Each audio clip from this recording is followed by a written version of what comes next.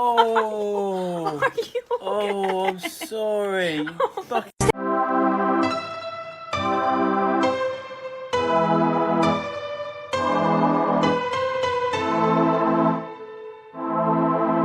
After 25 years he made his last batch of biscuits. His little sister is keeping the family business.